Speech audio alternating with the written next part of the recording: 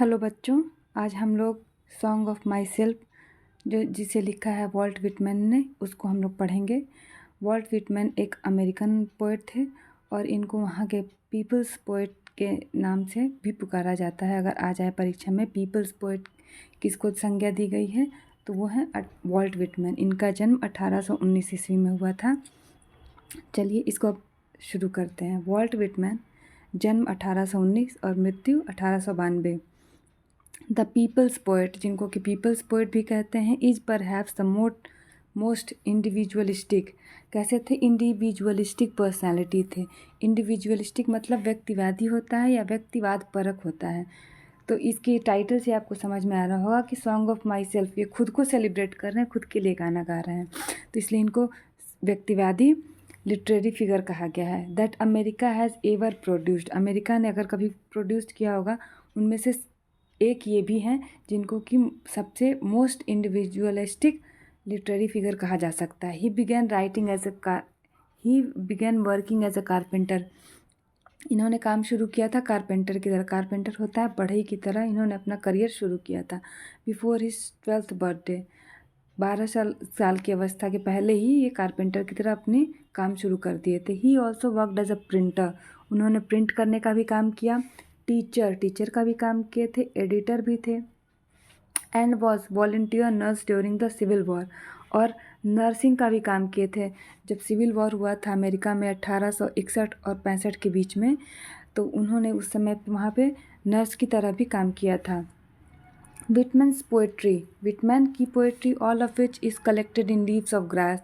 इनके जो सारी पोएट्री है उसको एक कलेक्शन का नाम दिया गया है लीव्स ऑफ ग्रास। इसमें ओरिजिनल जो लीव्स ऑफ ग्रास था उसमें 12 पोएम पब्लिश हुए थे, लेकिन अब तक इसमें 389 पोएम्स कलेक्टेड हैं। काफ़ी बड़ा संकलन है ये पोएट्री का। हाँ, तो all of which is collected in Leaves of Grass is known for its free rhythms and lack of volume. उसमें ये बता रहे हैं कि पोएट्री जब हम पढ़ते हैं तो उसमें हमको रिदम और राइम मतलब लय और ताल दिखने को मिलता है। जब भी हम कोई कविता पढ़ते हैं उसमें लय और ताल का संगम रहता है, तो उसको हम पोएट्री कहते हैं। लेकिन इनकी जो पोएट्री थी वो फ्री थी। इन सबसे फ्री रिदम भी था, मतलब रिदम जरूरी नहीं कि एक जो लाइन जैसे आवाज़ आ रही है उस लय उसका दूसरे वाले लाइन से मिलेगा। और राइमिंग का भी यही था कि लय ताल में कोई संयोजन नहीं था इनकी कविताओं में। Whitman first published it at his own expense. Expense मतलब खर्चा होता है, खुद के खर्चे पे उन्होंने पहला वाला अपना पब्लिश किया था 1855 में। हाउएवर, फिर भी the free form of the poems and the joyful dedications to the importance of individual were not well received at first. फिर भी क्या था कि जो इन्होंने इतना इम्पोर्टेंस दिया था पर्सनैलिटी को, व्यक्तिवाद को, खुद को इतना इम्पॉर्टेंस ऑफ इंडिविजुअल कि व्यक्ति का जो खुद का महत्व है उसके बारे में जो इन्होंने लिखा था उसको बहुत ज़्यादा अप्रिशिएशन, बहुत ज़्यादा प्रशंसा नहीं मिली थी। In fact his collection of poems cost Whitman's his job. In fact क्या हुआ था कि जब उन्होंने वो पब्लिश किया था जो प्रशंसा मिलनी चाहिए थी उसके बदले उनकी क्या हुआ, उनकी खुद की जॉब ही चली गई। As it was taken to be obscene, क्योंकि उसको उस समय से समझा रहा था कि ये बहुत ही अश्लील टाइप का है, सही नहीं है। इन 1881 आफ्टर मेनी एडिशंस, 1881 में काफ़ी सारे एडिशंस, काफ़ी सारे संकलन होने के बाद Leaves of Grass finally found a publisher.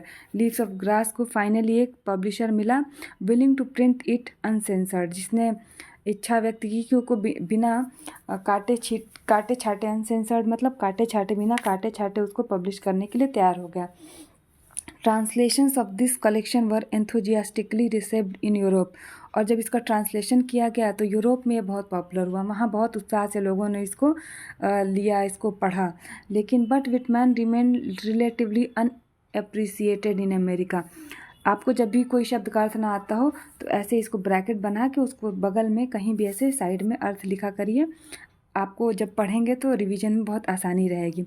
जब but Whitman remain relatively unappreciated in America, लेकिन जिस हिसाब से इनको यूरोप में पॉपुलैरिटी मिली थी उसके बदले में इनको अमेरिका में उस तरह की पॉपुलैरिटी या उस तरह की प्रशंसा नहीं मिली। It was only after his death, ये केवल उनकी मृत्यु के बाद ही संभव हो चुका that he could win appreciation, कि उनको प्रशंसा मिली in America for his original and innovative expression of American individualism. जो अमेरिकन व्यक्तिवाद को इन्होंने जिस पे इन्होंने सॉन्ग्स इतने सारे लिखे, जिनके बारे में इन्होंने इतनी प्रशंसा की खुद के अस्तित्व के विषय में, उसको प्रशंसा उनकी मृत्यु के बाद ही मिली। His important works include Leaves of Grass, उनके 2 ही ओरिजिनल वर्क्स दिखा रहे हैं। His important works include Leaves of Grass था जो कि 1855 में आया था, और ड्रम टैप्स था जो 1866 में, मतलब इसके 11 साल बाद ये आया था। चलिए कविता शुरू करते हैं। I celebrate myself and sing myself, and what I assume you shall assume, for every atom belonging to me as good belongs to you. इसमें कहते हैं कि मैं खुद का जश्न मनाता हूँ। आई सेलिब्रेट माई सेल्फ, मैं खुद का जश्न मनाता हूँ। आई सिंग माई सेल्फ, मैं खुद के लिए गाता हूँ, मैं खुद गाता हूँ। And what I assume you shall assume, और जैसा मैं महसूस करता हूँ वैसा आपको भी महसूस करना चाहिए। For every atom belonging to me as good belongs to you. तो कहते हैं कि जैसे हर एक जिन कणों से, जिन जिन चीज़ों से मिलकर मेरा शरीर बना है, वैसे ही आप भी तो बने हैं। इसलिए वो इनवाइट करते हैं कि मैं तो खुद को सेलिब्रेट कर रहा हूँ, आप भी। मैं तो अपने विषय में जश्न मना रहा हूँ, मैं तो अपने लिए खुशी मना रहा हूँ, आप भी मेरे साथ अपने लिए वैसा ही महसूस करिए, वैसा ही फील करिए, और अपने बारे में उतना ही अच्छा अज्यूम करिए जैसे मैं खुद के बारे में अज्यूम करता हूँ। I loaf and invite my soul. I lean and locate at my ease, observing a spear of summer grass. My tongue every atom of my body, formed from this soil, this air. आगे कहते हैं कि I loaf मतलब होता है wander, इधर उधर भटकना। तो ये बोलते हैं कि I loaf and invite my soul, यहाँ पे ये अपने सोल को इंट्रोड्यूस कर रहे हैं। यहाँ पे वो कहते हैं कि मैं तो भटकता हूँ, और मैं अपने सोल को भी इनवाइट करता हूँ अपने इस जर्नी में, मैं उसको भी अपने साथ ले चलता हूँ। और यहाँ पर ये समर ग्रास एक सिंबल की तरह, इसका समर ग्रास का इस्तेमाल एक सिंबल की तरह हुआ है कि, और वो बोलते हैं कि मैं झुकता हूँ और देखता हूँ एक समर ग्रास का स्पीयर मतलब भाला होता है, लेकिन वो समर ग्रास के नोक के बारे में बात करें कि मैं एक समर घास का टुकड़ा उठाता हूँ, उसकी नोक को देखता हूँ, ऑब्जर्व करता हूँ। वहाँ पे वो रिलेट कर रहे हैं कि जैसे ये समर का ग्रास नेचर के द्वारा प्रोड्यूस हुआ है, वैसे ही मेरी भी एग्जिस्टेंस इस नेचर की वजह से, इस प्रकृति की वजह से है, जहाँ पे मैं बड़ा हुआ हूँ, जहाँ पे मैंने जन्म लिया है। My tongue in every atom of my body, मैं जो ये जुबान या यहाँ की जुबान जो बोल रहा हूँ, और मेरे शरीर का कण कण, मेरे खून का कण कण, form from this soil this air, इस मिट्टी से बना है। जैसे इस ग्रास का बना है हर चीज़ यहाँ के हवा से, यहाँ की मिट्टी से, वैसे ही मेरी बॉडी सब कुछ, मतलब ऊपर से नीचे तक मैं यहाँ के रंग में रंगा हुआ हूँ, इस मिट्टी से जन्म लिया हूँ, इस हवा में बड़ा हुआ हूँ। Born here of parents, born here from parents the same and their parents the same. बोलते हैं कि मैं यहाँ के, जो मेरे माता पिता थे यहाँ के रहने वाले थे, और उनके जो माता पिता थे वो भी यहीं के रहने वाले थे। And their parents the same, और उनके भी जो माँ बाप थे वो भी यहीं के रहने वाले थे। I now 37 years old in perfect health begin hoping to C is not till death. वो यहाँ पे देखिए आपको दिखा रहे हैं कि कैसे अपने एंसेस्ट्रल ओरिजिन बता रहे हैं। वो बता रहे हैं, एक हिस्ट्री दिखा रहे हैं, एक लीनियज दिखा रहे हैं कि वो सारे लोग जो यहाँ पे हैं, जो यहाँ पे हैं, उनके माता पिता वो सब लोग इसी मिट्टी से पैदा हुए हैं, यहीं के रहने वाले हैं। और यहाँ पे वो आपको अपने लैंड से, अपने वहाँ के लोगों को वहाँ के लैंड से कनेक्ट करना चाह रहे हैं कि हम इस धरती की उपज हैं। आई नाउ 37 ईयर्स ओल्ड, ये इंपॉर्टेंट लाइन है। 37 ईयर्स आप लोग याद करिएगा। मैं अब 37 ईयर्स का हूँ और मैं बिल्कुल परफेक्ट हूँ, हेल्थ में बिल्कुल सही हूँ।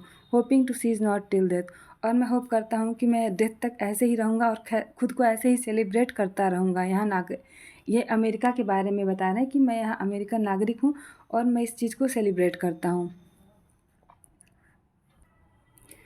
यहाँ पर कवि लाइफ को सिंबलाइज करते हैं। वो बताते हैं कि life is a perpetual journey, it starts at some point and keeps on going from generation to generation. Third stanza, creeds and schools in aviance, retiring back at a while sufficed at what they are but never forgotten. I harbor for good or bad, I permit to speak at every hazard, nature without check with original energy. यहाँ पे ये सब कुछ कठिन कठिन शब्द हैं, इनके अर्थ आप अलग अलग से, एवियंस मतलब लिख लीजिएगा, सस्पेंड करना होता है, विदहेल्ड करता है, किसी चीज़ को रोकना, मना कर देना। सफिशिएंट से बना है, इसका मतलब होता है इनफ। हज़ार्ड मतलब खतरा होता है। हार्बर मतलब होता है बिलीफ, जो आप कुछ मानते हैं उसके बारे में।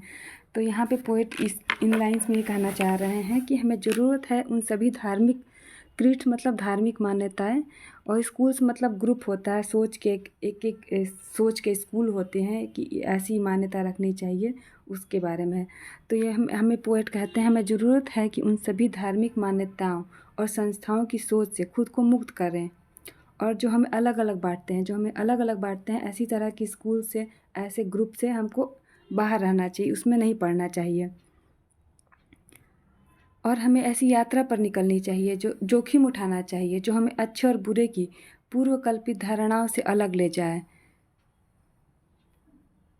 एक ऐसी यात्रा जो हमें अनकंट्रोल एनर्जी दे और उन बंधनों से मुक्त करे जिन्हें धारण करना हमें सिखाया गया है। हमें नेचर की ओरिजिनल एनर्जी की तरफ जाना चाहिए, जो हमें नेचर सिखाता है उसकी तरफ खुद को रूबरू करना चाहिए, नेचर को कन्फ्रंट करना चाहिए, ना कि हम जो सदियों से जो चला आ रहा, जो हमें सिखाया गया उस बंधनों में मुक्त होना, उस बंधनों में रहना चाहिए।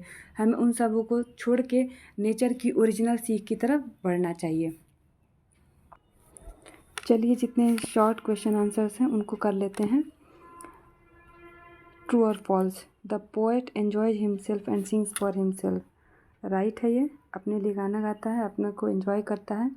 The speaker is different from others. Speaker और लोगों से अलग है। गलत। वो बोलता है कि जैसा मैं हूँ, जैसा जिस कणों से मैं बना हूँ सेम से आप बने हैं। The poet discards nature's beauty. Discard मतलब मना कर देना, खारिज कर देना। नेचर की ब्यूटी को खारिज कर देता है, तो ये भी गलत है, नहीं ऐसा नहीं है। Every atom of blood is same in all human beings. Blood का हर एटम सभी मनुष्यों में एक समान है, ये भी सही है। साइंटिफिकली इसको ना देखें, पोएट इसमें जो बताना चाह रहा है उससे के हिसाब से समझे। The poet is associated with particular school of thought. क्या पोएट किसी पर्टिकुलर स्कूल ऑफ थॉट से जुड़ा है? तो वो मना कर रहे हैं, इस लास्ट लाइन में मना कर रहे हैं कि इस तरह की किसी भी थॉट को मैं मना करता हूँ, स्कूल या क्रीड को मैं मना करता हूँ, मैं उसमें नहीं रहना चाहता हूँ। तो ये भी गलत है। नॉट एसोसिएटेड, नहीं, वो एसोसिएटेड नहीं थे। The poet has overcome his greed. अपने लालच से उबर गए हैं, तो इसका भी सही है। डाउन। अब ये क्वेश्चन आंसर्स हैं शॉर्ट, और देखते हैं ग्लॉसरी देख लेते हैं, नोट्स। सेलिब्रेट मतलब जश्न मनाना, खुशी मनाना। अज्यूम सोचना, सपोज करना, मानना। लोफ मतलब old spelling loaf, main modern spelling wander. Wander मतलब इधर उधर भटकना होता है। लोफर शब्द इसी से बना है, जो बोलते हैं कि लोफर घूम रहा है, LOAFER उसका स्पेलिंग होता है। तो इधर उधर जो घूमते रहता है फालतू में, बेमतलब का, लोफर हो गया। लोफ वैसे ही बना है। लीन मतलब सपोर्ट लेना, झुकना, रेस्ट लेना। स्पीयर मतलब भाला होता है। क्रीड मतलब रिलीजियस बिलीफ, धार्मिक मान्यताएं होती हैं हर जगह पे, हर लोगों का धार्मिक विश्वास होता है, तो क्रीड्स कहेंगे। स्कूल भी वही सिस्टम ऑफ थॉट है।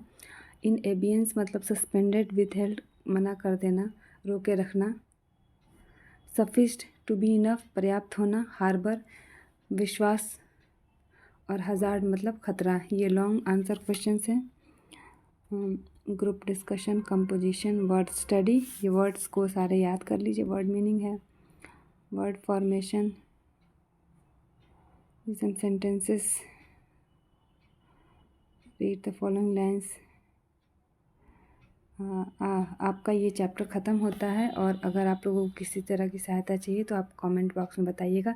इससे रिलेटेड नोट मैं अपने वर्डप्रेस वेबसाइट पे डाल दूँगी, उसका लिंक भी मैं नीचे दे रही हूँ, ताकि आप लोग वहाँ से नोट्स को ले सकें। Thank you.